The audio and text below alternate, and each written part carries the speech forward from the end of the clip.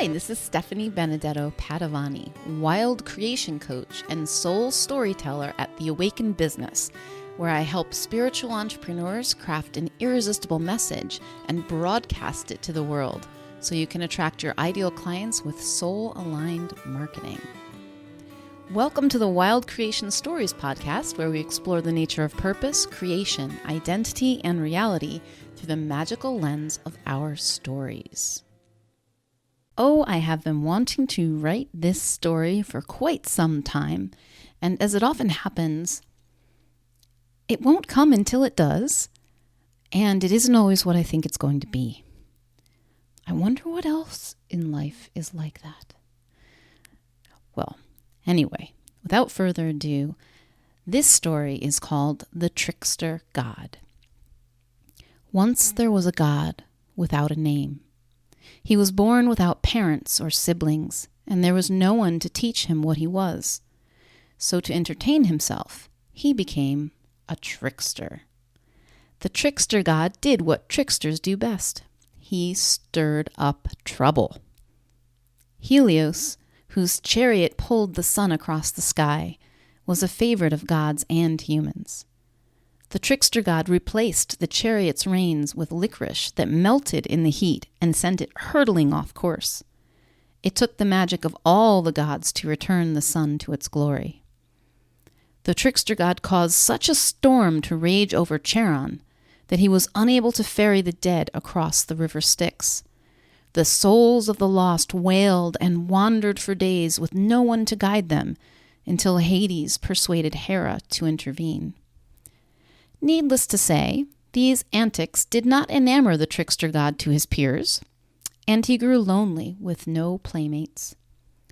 One day, the trickster god was watching the humans living on Earth. While they lived as spirit embodied, they did not know it, for they could feel no emotion. There was no divine spark of creativity in them. They went about their days listlessly, doing the same things day after day. The trickster god was seized by an idea. What if he gave humans the ability to feel the magic of thought and be inspired as the gods could do? Then they would have the power of creation. At the very least, it might provide some decent entertainment. So the trickster god gave humans the ability to feel thought.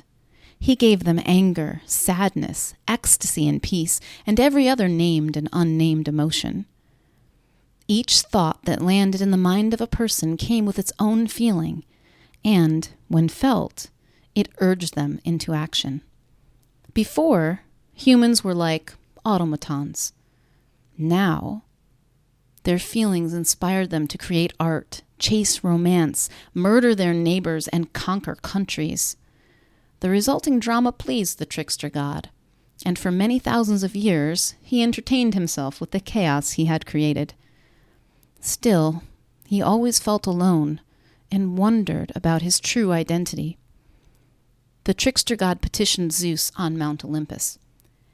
"If you tell me my name," he said, "I promise to cease my pranks upon the gods. I will amuse myself with humankind only." All the gods were exasperated with the trickster's constant antics, and Zeus agreed. "Your name," he said, "is love." The trickster god could not believe it. He had given love to humans as an emotion to be felt with the presence of certain beautiful thoughts. "You must be mistaken," he said. "I am not a feeling. I am a god." "You are all feelings," Zeus replied. "You take the form of emotion to give the gift of creation. You are the gift of both pain and delight. It is the energy that creates worlds. This is what you are." The trickster god saw that he had always stirred the passions, for good and ill, and he knew that Zeus spoke the truth. From that day forth, Love, the trickster god, knew himself as the willingness to play with all energies, and he took his rightful place amongst the gods.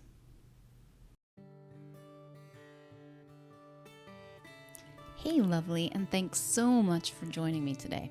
If you'd like to receive a weekly Wild Creation email from me filled with more inspiring stories, marketing experiments, playful questions, new podcast episodes, videos, and freebies, and anything else I happen to be playing with, go to theawakenedbusiness.com/wild creation. Until next time, may you know yourself as the gorgeous wild creation that you are.